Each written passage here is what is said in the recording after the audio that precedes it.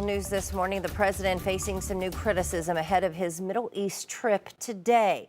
As CBS sources say that Qatar may gift him a $400 million jet. Security checks are required before it can be used, and some Democrats are calling for an investigation. Naomi Ruckham has more.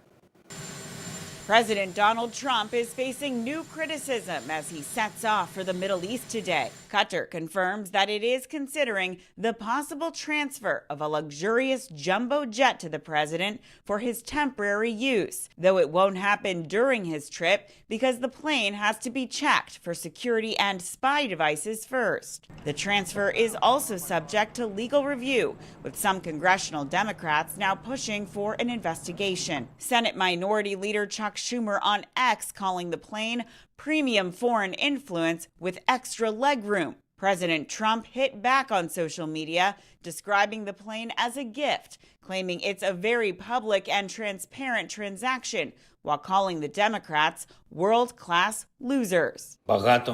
Meanwhile, overnight, Ukraine's President Volodymyr Zelensky said he'll be in Turkey Thursday, challenging Russian President Vladimir Putin to also show up for ceasefire negotiations. Earlier Sunday on social media, President Trump had expressed doubts that talks would happen, urging both sides to have the meeting now. Mr. Secretary! Overnight, a breakthrough in trade talks between U.S. and Chinese officials. I'm happy to report that we made substantial progress, with the White House announcing both sides have agreed to a reduction of tariffs for at least 90 days as part of their trade negotiations. Naomi Ruckham, CBS News.